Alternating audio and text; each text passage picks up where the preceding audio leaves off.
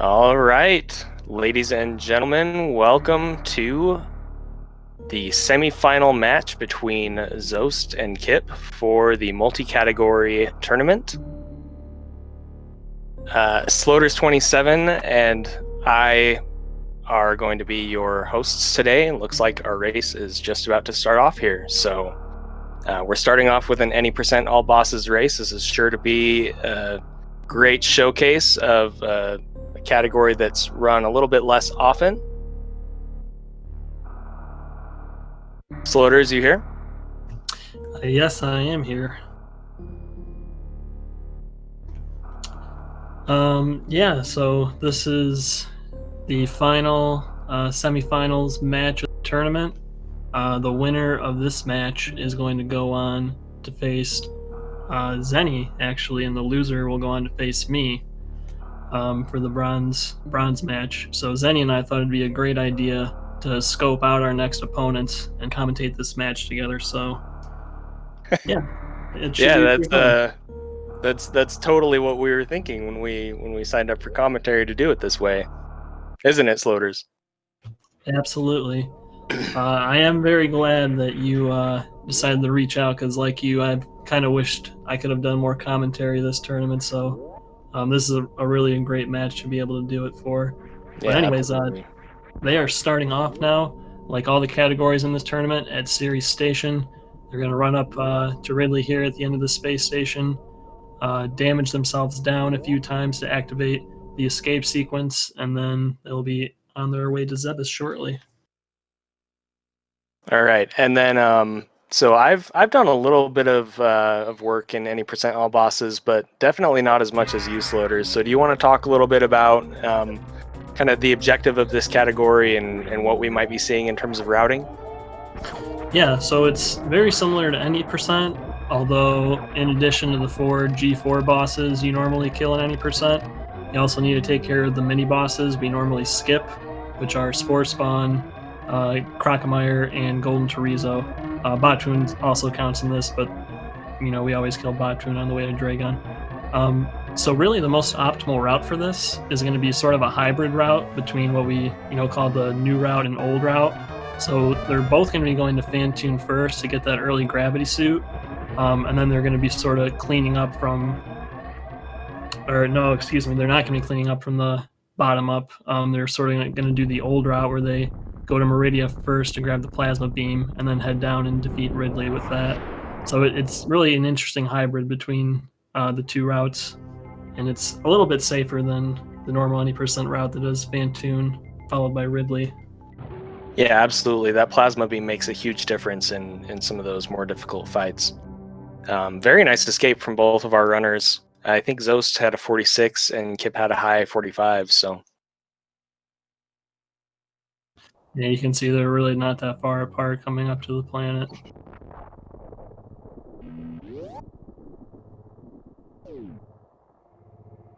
all right, they have both landed on Zebus and will be heading down to get their first items here. At this point, I believe both runners are using Moonwalk to use the Moonfall tech. So you'll see that here in the climb. Zoast took a little bit of a lead there. Yeah, this Moonfall in particular is one of the bigger time saves. I believe it's about 4 seconds if you do it correctly. There's actually a lot of places you can use it to kind of save frames here and there, but that's kind of one of the big, like, really noticeable ones. Yep, the climb room and then the Turian escape are the two biggest single saves for Moonfalls, from what I understand.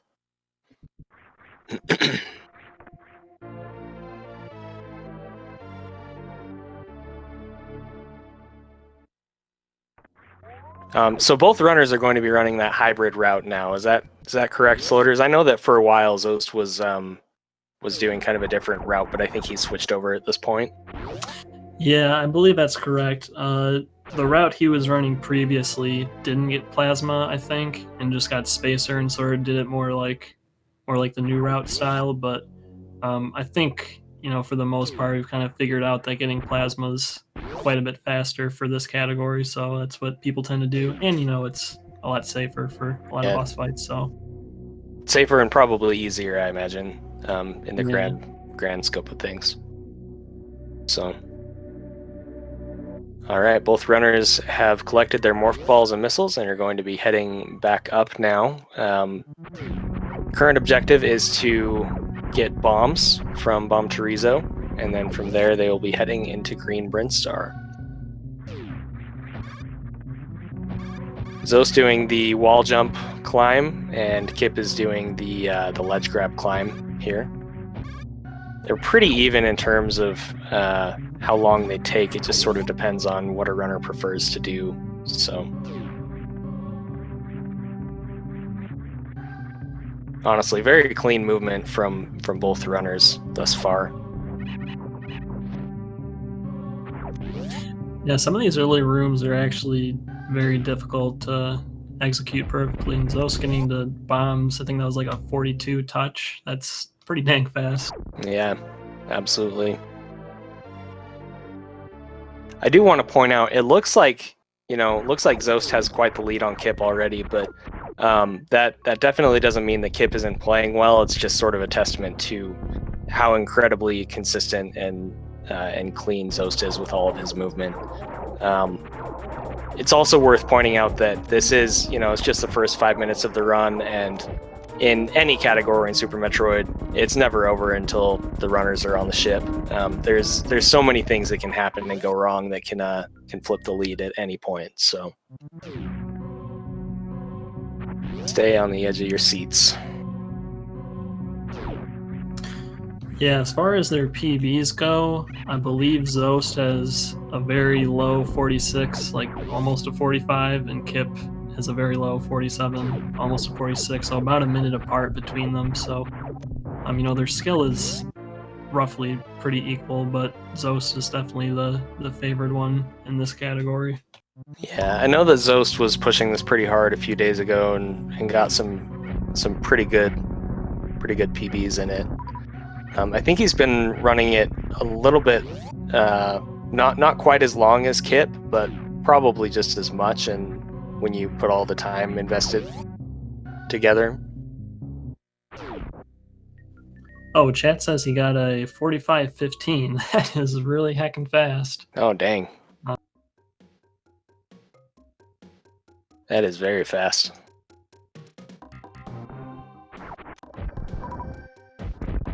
Yeah, I think before the tournament started, the fastest time was like somewhere around like Kipp's time, like a low 47 or like a high 46. So yeah, this category really hasn't gotten much attention until like recently with it being in this tournament. So that's cool to see it come down so far. Yeah, I actually myself, I haven't done a formal run of it. I've done some run-throughs with the practice ROM just to make sure that I wouldn't trip over myself too hard if it came up in the tournament, but I don't have a real PB in it or anything like that, so.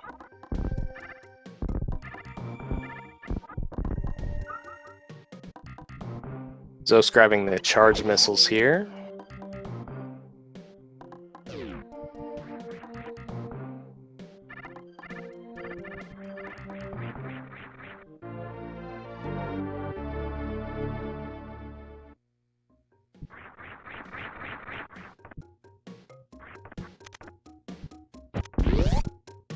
Kipp is, looks like just about 10 seconds behind, which really is not that much. Yeah, and they're coming up to some possibly volatile rooms here. One being the moat, and also just the Phantoon fight in itself can be a pretty big swing just with the RNG. Yeah, absolutely. Yeah, so nothing's really super definite right now. Both runners could do everything perfectly from here until the end of Phantoon, and it could still result in a lead change just depending on the patterns that Phantoon gives. So.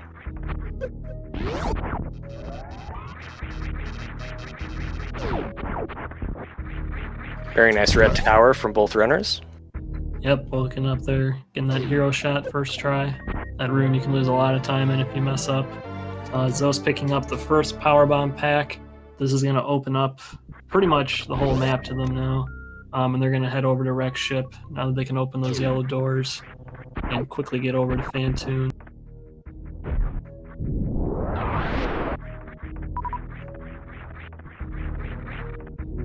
That room the So Zoast just did is so hard. It's so yeah. hard to optimize that room. He did a really good job there. So they're coming up to the moat now. There's two ways with this equipment that you're able to cross the moat. You can either go for a continuous wall jump, which is a a 1-frame jump into a 2-frame wall jump off the pedestal, or you can do a diagonal bomb jump through the room. The continuous wall jump is a little bit more difficult, but it's faster, whereas the diagonal bomb jump is a bit slower, but usually more consistent once you practice it enough.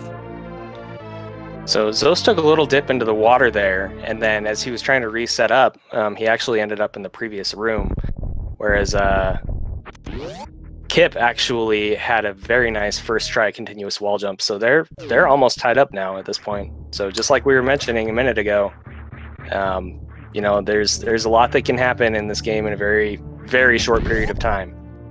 So don't blink.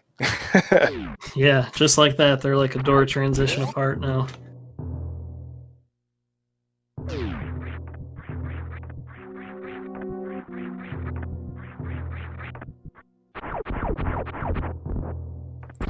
So now coming up to Fan 2, and their primary strategy is going to be using the Doppler strategy, where they run into Fantoon as he's swinging into them and unleashing a bunch of missiles and sort of stun locking him in place, so they can get in a ton of missiles each round. If they do it right, they can get a 2-round in this fight, but RNG, like we mentioned, is going to be a big factor in this. You can lose, like 10 seconds on a round just to RNG alone. So Zoast getting it fast, that's really good. Like he struggled a little bit. Yeah. That Doppler.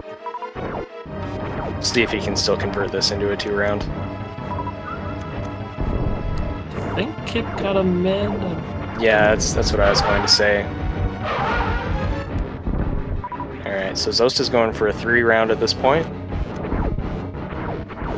I think Kipp slow. I think Kipp was short on missiles, so he actually also has to go for a 3-round now. He didn't have enough to finish him off in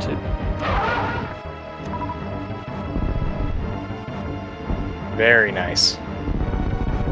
So both runners have finished Fantoon now at this point. Kipp is still just a few seconds behind.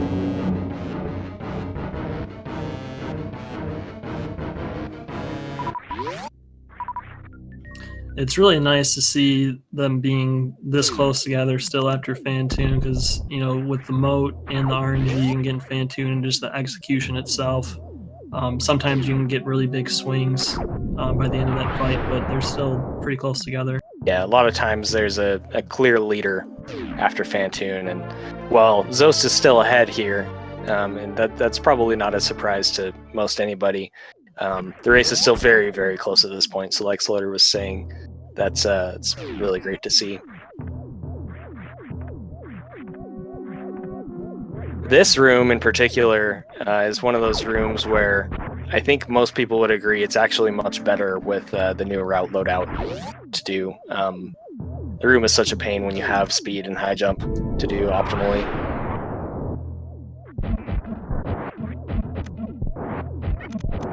So this was a very clean attic. And Kipp following right behind. Kipp's actually in a little bit more of a safe situation here going into bowling, since his health is a little bit higher than Zoast's. I wouldn't anticipate this being a problem for Zoast, but he can't afford to take more than 2 hits here in bowling, whereas Kipp actually could. Oh, well, not anymore.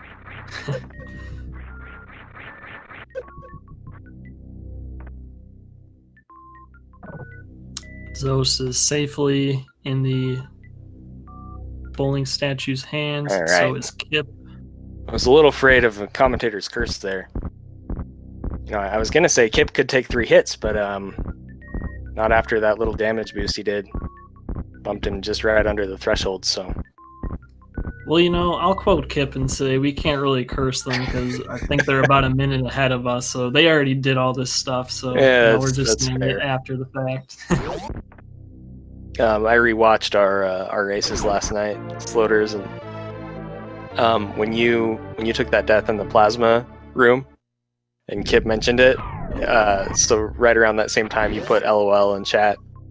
I just died. I died laughing because I knew exactly what had happened right then. Yeah, thanks a lot for that, Kipp, when you watch this back. But yeah, both of them having that gravity suit now, very powerful item. It's going to give them the full damage protection from enemies and other sources of damage, and also allow them to move through heated rooms without taking damage and move through water without messing with their physics. So it's really good that they grabbed this early, and that's the whole reason they came up to fight Fantoon first. Yeah, absolutely. So in the vanilla version of Super Metroid, Gravity Suit does actually protect you from everything just as it normally would, even if you don't have Varia, except for some things in Turian, such as Mother Brain with her Rainbow Beam. That's in contrast to, I believe, most randomizers, if not all randomizers, where the Gravity Suit actually only halves damage by itself and does not protect you from heat damage. Is that correct, Floaters? Yes, that is correct. So for anybody a little bit more familiar with the randomizer side of things, just keep in mind that Gravity Suit is a bit more OP in the original game. I just want to mention real quick, Zoast came out of the wrecked ship, I think, with 9 supers, and Kipp had a bit less. And that's really fortunate for Zoast because he really didn't have to go out of his way to farm more supers, whereas Kipp actually farmed the Cack Attacks at the top of Red Tower, because getting Okay. supers at this point in the run is pretty important since we're going to be going to Meridia shortly, where we'll need a lot of those for Batoon. Yeah, so the next boss is Dragon, but they need to come down here to get Speed Booster first. Is that right? Yeah, so this is kind of where it turns into, the old route with Kraid first, Fantoon, Dragon, Ridley. They're going to do sort of the Norfair cleanup where they grab Speed Booster, High Jump, and Wave Beam. And then they're going to go straight to Meridia and deal with the bosses there. So yeah, they're going to need supers. They're both in really good shape right now. They probably won't need to farm very much, if at all, once they get to the Batcave farm. But we'll see.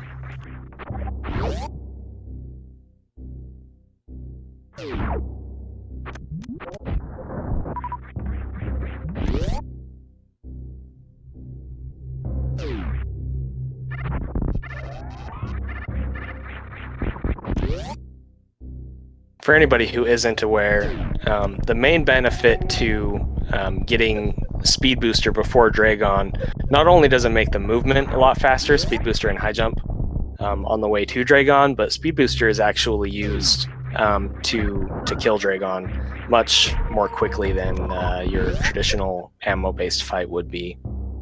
So that's probably where most of the optimization comes from, coming down here first. I would be interested to see how it would compare, though, if you just went straight to Dragon. Well, they do need a way to get through Batoon's hallway, so they either need ice for the Metroid that's clip, true. Yeah, or Speed Booster get through there, or if they grab Power Bombs and do like a Crystal Flash clip. But you're right, getting the speed kill on Dragon's a huge time save compared to the other means available. So they definitely want to come here first, anyways. Yeah, Ice Beam would be a little bit more of a direct in and out, as opposed to coming all the way over here for speed. But still, I'm pretty sure Speed Booster is worth it for that fight alone.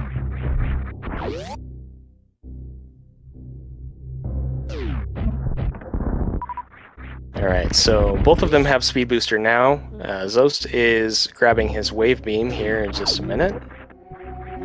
And Zoast actually missiling open that red door instead of using supers again, trying to conserve them to use later on in Meridia, since we'll go through a lot of them.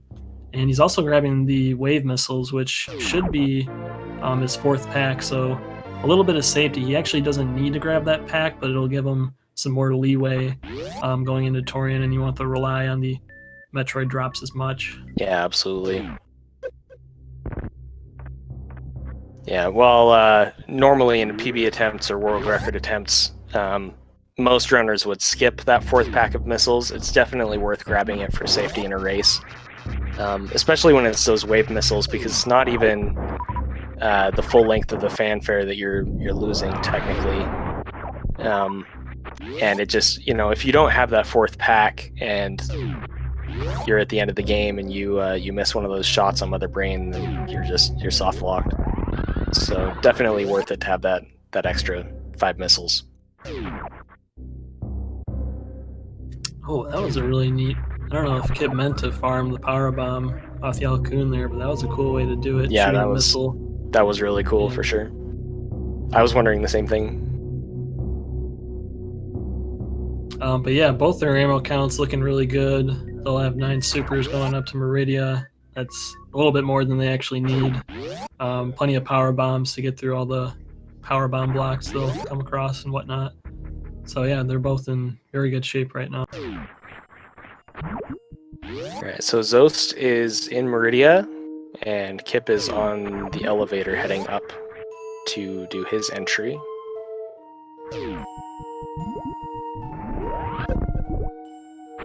Zoast is going to be heading into Batoon here in just a minute.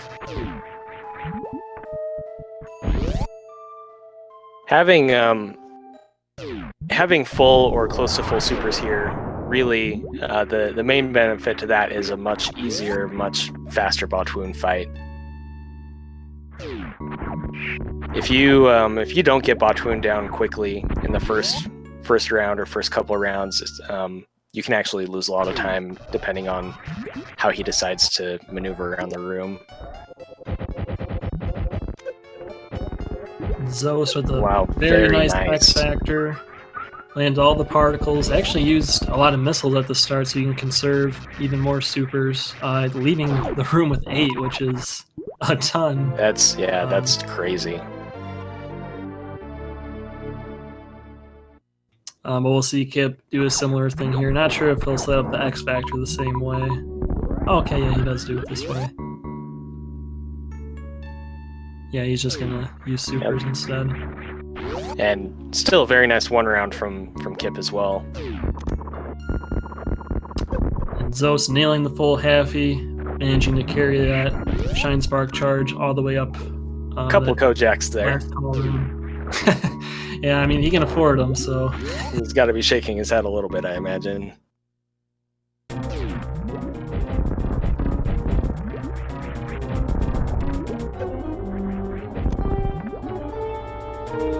So for the Dragon fight, we're also going to open up with an X Factor and hopefully land all the particles on Dragon. And as Zenny mentioned earlier, we're going to be using Shine Sparks to do the bulk of the damage. Ideally, they want to do it in 2 sparks, and they'll use a little bit of ammo to make that a little bit more feasible. So you'll see Zoast here going to do a charge shot, fire some ammo off right here. Very nicely done. Very nice fight.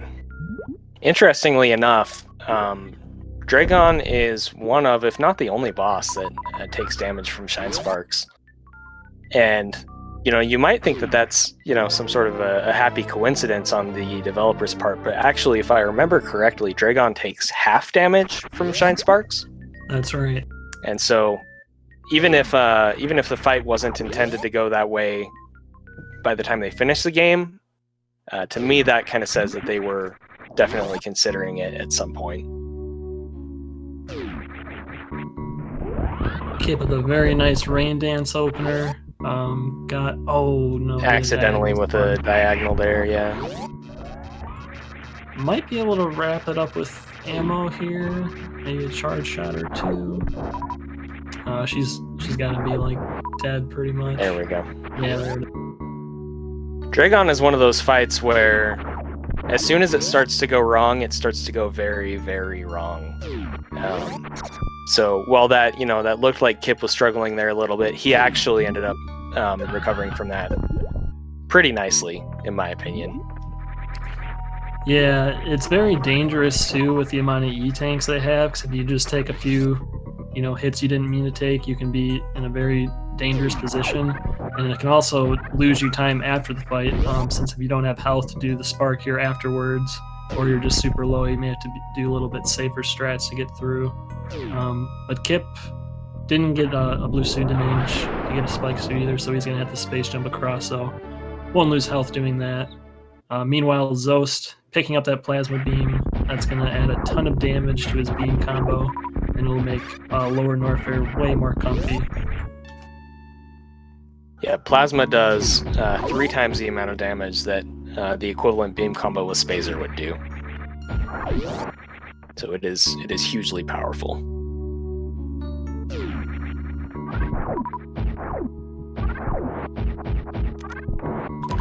Yeah, normally in any percent where you do fan tune first, you don't grab plasma because by the time it becomes available, the only boss you can really utilize it on is Mother Brain. Whereas here, since we still have Ridley and Mother Brain left, it is actually very much worth it to grab Plasma Beam, as it speeds up those fights tremendously. Yeah, even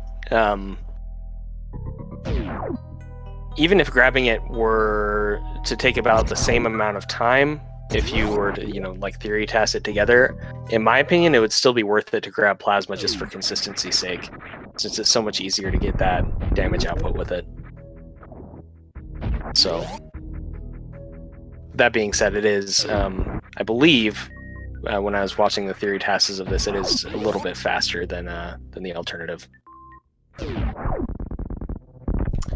And Zoast making an excellent play, remembering to go and fight Kraid. I find myself forgetting this boss sometimes. It's kind of unusual to go to Kraid after Meridia, but nevertheless, he remembers, and he'll pick up that Various suit, which, like Zenny kind of mentioned earlier, it does still have some use with some of the damage sources in Torian, which is why we're going to pick it up still.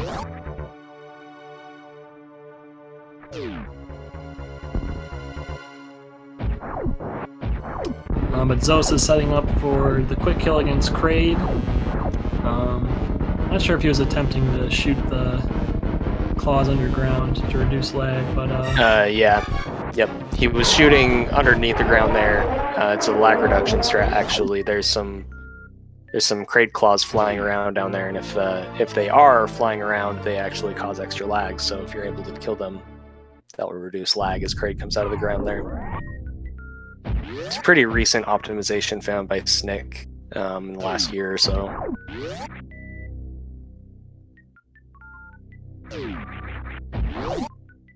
Yeah, I like that way of reducing lag a lot better than just like taking damage off the spikes and trying to get back into position quickly as he's coming up. It's a lot safer than doing that. Nice little high five there. So as Zoast is leaving Kraid, Kipp is now starting his Kraid fight.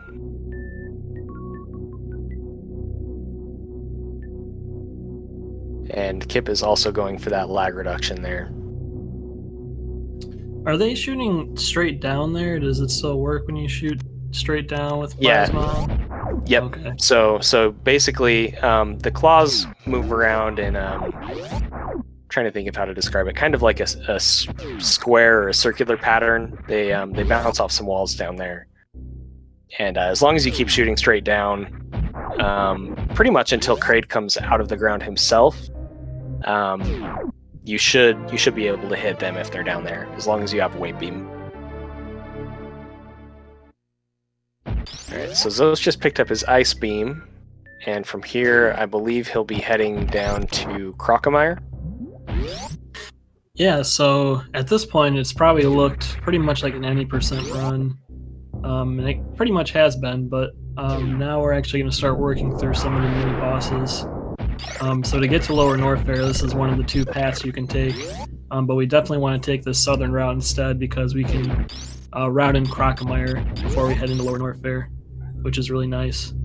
And what's also great about getting plasma in this route is it makes the Crocomire fight much faster on average compared to if you didn't have plasma, as you'll see in a second here. Yeah, much faster, and with no consideration for RNG at all. Because normally you hit Crocomire and he'll start stepping back, and then he can either just open his mouth and let you shoot him again, or he can do these swipes before he starts shooting projectiles at you. If Crocomire gives you the swipes pattern, that takes some extra time, but when you kill him with Plasma Beam like that, it actually just one-shots him, so he never stops backing up until he gets all the way back into the acid. Yeah, he actually like kind of moves back. Like the steps he takes is determined by like, how many times you hit him before his mouth closes. And because that plasma beam is able to pierce a lot of the enemies and hit multiple times, it just hits them like a dozen times, and it really just pushes them back without letting them open up again. So Zoast, Zoast just got a spike suit there. Just to kind of echo what he said, I don't know where he's planning on using this, but he's probably just showing off, the same way that I was yesterday when I got my spike suit. So, what a guy, just showing off. That actually is pretty cool use of that right there. Yeah. I was thinking he was gonna do what you did and do the lava spark, but that's a good way to use it too. Very nice chronic boost. Oh, looks like he's didn't taking quite get the damage boost here. right though.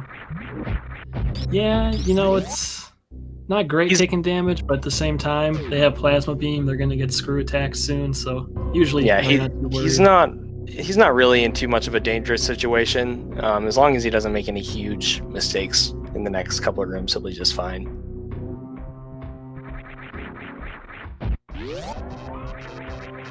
Meanwhile, Kipp just finished with his Crocomire fight, and Zoast is going to be heading down to Golden Chorizo here. Yeah, the fastest way to get to Golden Chorizo is actually to do this green gate glitch. Oh, here comes a really cool strat. He's gonna use his blue suit here to break through these blocks. Oh, yeah, rather than bombing through them like people normally do. But what's nice about getting GT in this category, even if you blow through all your supers trying to do that green gate glitch, you can actually still come through the intended way. It's a lot slower to, backtrack all the way over there, but... Oh, right, because you have space jump. Yeah, but it's not like GT Classic or like RBO where you're just kind of sitting there like, well, my run's over. Yeah, I hadn't considered that, but that makes a lot of sense. Very nice GT fight, by the way. A lot of these boss fights are hard to even commentate on because by the time you get around to explaining them, they're already over. So, yeah, that's the beauty of the full beam combo for sure.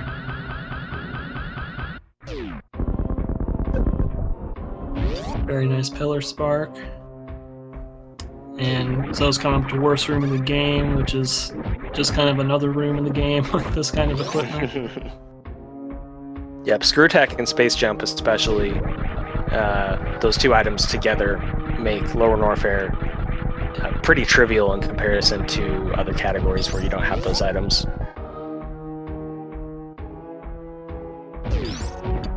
So especially when you add Plasma Beam into the mix, I'd be very surprised if either of our runners have trouble with any of these rooms.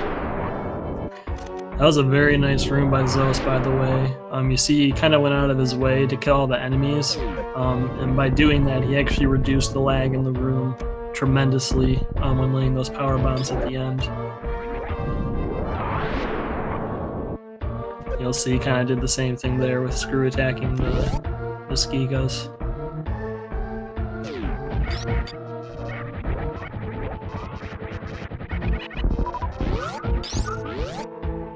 Getting some nice health drops there from the pirates, so Zoast is in a little bit better of a spot than he was a minute ago.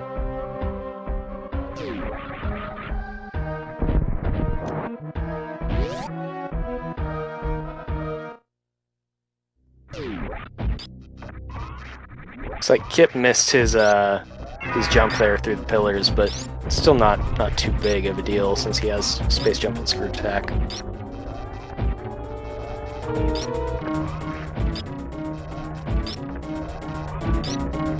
Yeah, and I'd love to talk about the Ridley fight and all the small nuances to it, but Ridley's probably going to be dead in a second here, so we'll just say really nice fight by Zoast. Really nice fight by Zoast. There he is. Nice death making animation. quick work of Ridley there.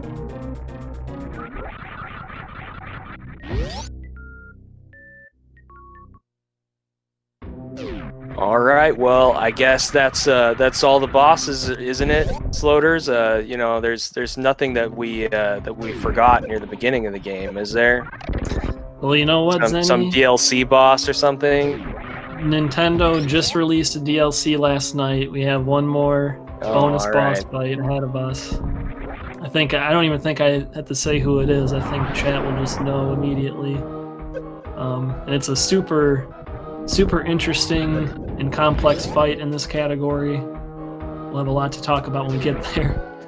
But yeah, that's the only boss left, and then on our way to Torian. Yeah, it looks like chat actually is aware of the boss that you're talking about. So I guess Nintendo's been doing a really great job of, marketing Metroid content for once. That's good on them. Glad to see that. Meanwhile, Kipp is starting his Ridley fight. Again, with this beam combo, it's super fast. 20 charge shots compared to 60 you would see in regular old any percent. Not very much risk of dying.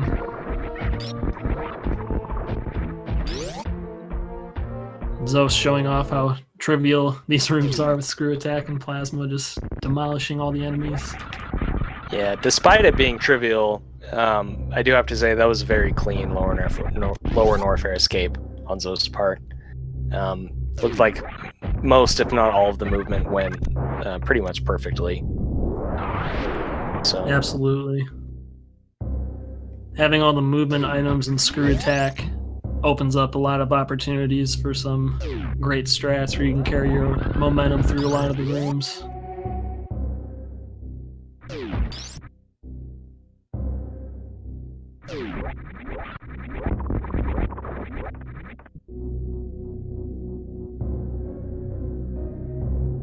Zoast is on his way out of Norfair, while Kipp is starting his lower Norfair escape here.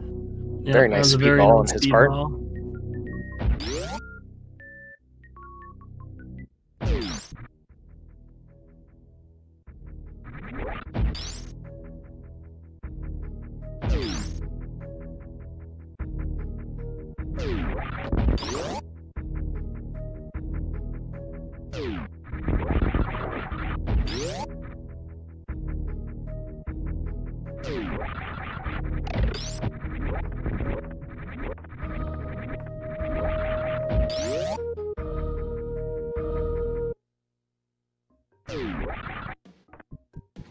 Alright, we'll see if Zoast can get the reverse slinky. Gonna be hard without spring ball. Oh man. So I don't know if you heard it on commentary, but when you did that yesterday, while you were waiting for me to finish my RBO run, I think is when it was. Kipp and Zoast were laughing because you vetoed 100%, but then you just went and did reverse slinky like it was no big deal. Yeah, I consider just like cutting my stream and just dropping the mic there. Just load up the practice ROM, do a reverse slinky, and call it a day. But yeah, that was kind of funny. Just claim the win for yourself at that point. Yeah. I actually I got reverse slinky for the first time ever in a run today. So that was pretty hype. Well, congrats. That's the best strat in the game. There's the DLC boss, by the way. Spore Spawn. High Spore Spawn, buy Spore Spawn. Yeah, one charge shot's all it takes, and the flag for Spore Spawn being dead is already set once his death animation starts, so we don't have to wait around for him to start rotting, and we're already out of there. It's worth noting he's the only boss with that behavior. Every other boss has their death flag either when drops spawn or with some other event happening in the room, but for Spore Spawn, it's just as soon as his HP hits 0, I believe.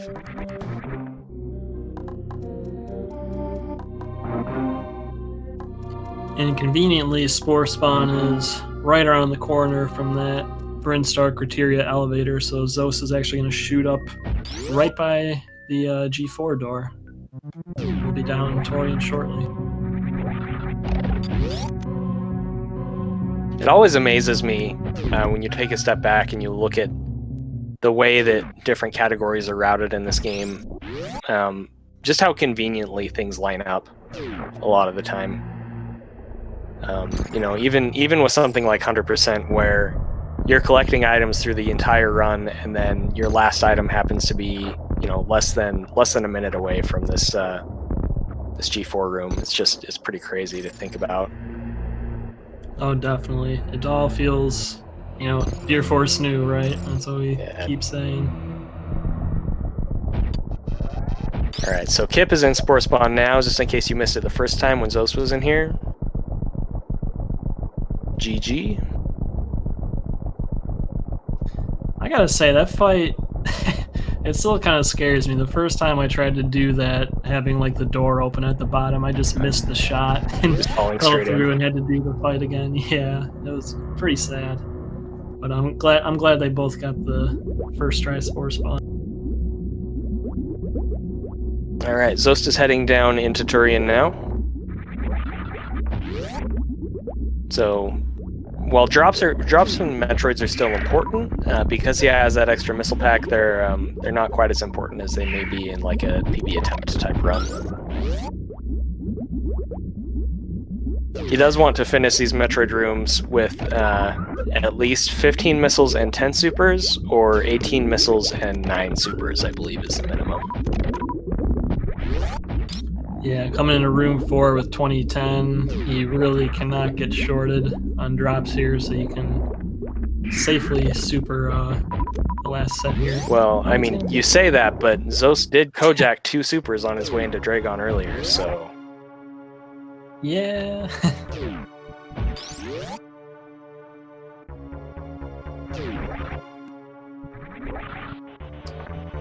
Now, coming up to the old baby skip. Zoast will attempt to dance his way around the baby Metroid and avoid getting grabbed, hopefully shooting some of those vines or brambles, whatever you want to call them, and make it into the next room. Looking pretty good so far.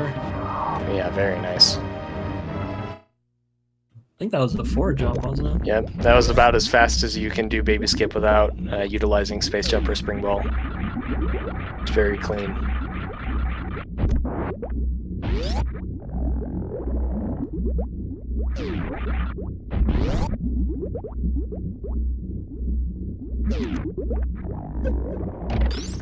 Zoast making it through the Zeb skip, trivially. Had a little bit of a hiccup there with the Rinkas.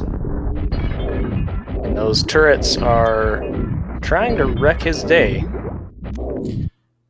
I want to make a quick note that Zoast didn't take off screw attack, so he was forced to either do the down back Zeb skip like he did or do a different method like doing the Zeb spark. Kipp actually took off screw attack, so he won't have to do the down back skip like Zoast did. He can actually just do kind of the more traditional version of the ice Zeb skip. So it's like Kipp has also been getting pretty bad drops, so yeah. he should be okay. But okay, yep, he's good. It was a little bit Mucka S there. I also do want to mention one of the turrets ate. That was kind of a scary catch-up pattern there for Zoast. One of the turrets ate one of Zoast's missiles while he was shooting at Mother Brain. So if he had not picked up that wave missile pack and that had happened, Zoast would have lost this race at this point. So definitely worth grabbing that extra pack for safety. Yeah, I mean, I think anytime you're racing this game and you're in like an any percent situation like that, and you're not going to be, saving right before the fight or anything. Going less than 20 and 10 is just like insane because stuff like that just happens. Yeah, and it can come out of nowhere. Even if you're watching for it, it can catch you completely off guard. So.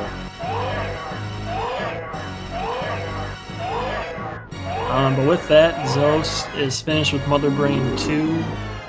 Just has to take out Mother Brain 3, but really at this point, the chance of dying or exploding on the planet are extremely low.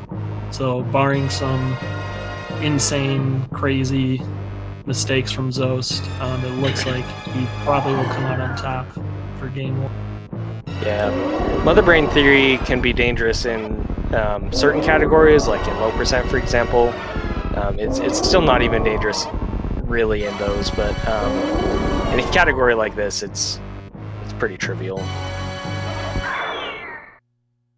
Definitely a spot where you can lose a couple seconds if things go wrong, but not really at risk for death necessarily.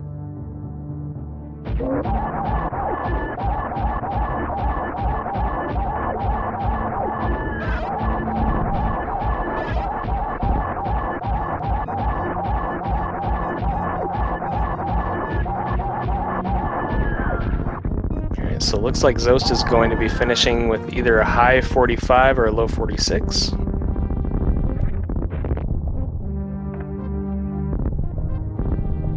Yeah, I think that'll be low 46 if I saw the kill time at the right time. But yeah, very strong run from Zoast. I mean, no one else has gotten a 46 or better except for him, so... Right. Again, he's definitely the favorite for this category. It's tough to beat.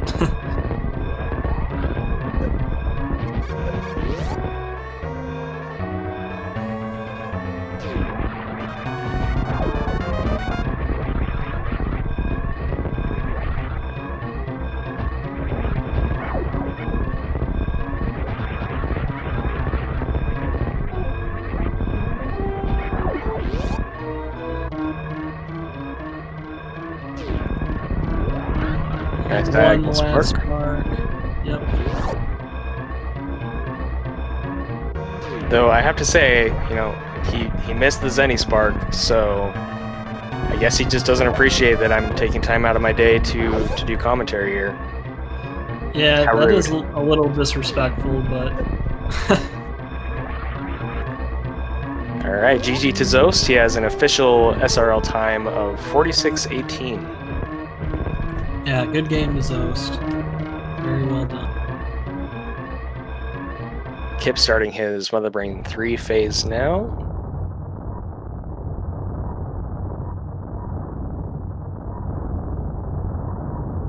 It's like he's also getting into a good rhythm, keeping Mother Brain knocked back with those hyper beam shots.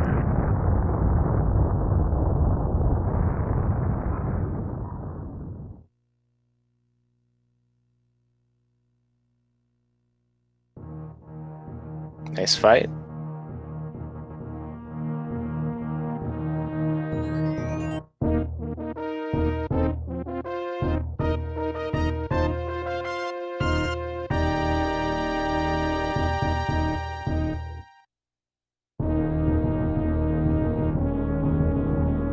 Sloaters, have you ever heard of anybody having trouble getting off the planet in time with this timer?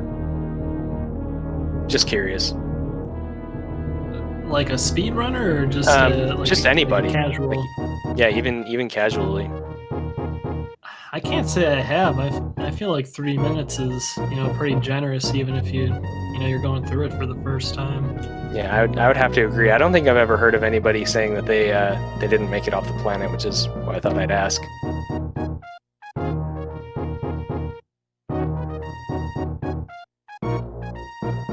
Nice diagonal spark from Kipp.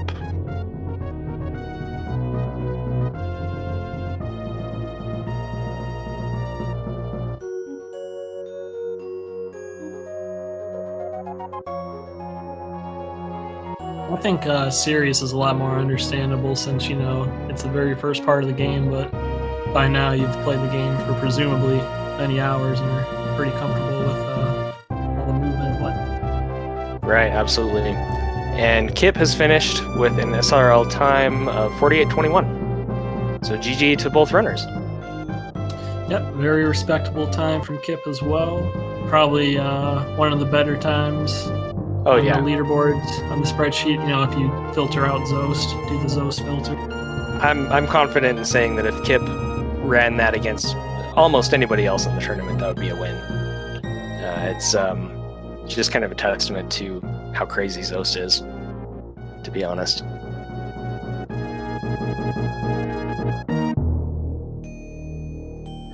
But yeah, with that, Zoast will take game 1. But as you all know, this will be best of 3. Since Zoast picked the first category, Kipp will get to pick the second of the remaining categories, which are low percent, reverse boss order, any percent, and GT Classic. And if Kipp is able to take game 2, then game 3 will be randomized between one of the remaining 3. So we'll still have at least one more game here tonight before we find out who that finals matchup is going to be. Yep, and that will be coming up next here in just a few minutes. So, go ahead, get up, stretch your legs, do what you need to do, but then come right back here because this ain't over yet. I'd say Kipp has a pretty solid shot at a win if things go in his favor. Absolutely. So yeah, we'll give the runners here a moment to catch their breath, and I'm sure we'll get things going relatively soon here. So hang tight.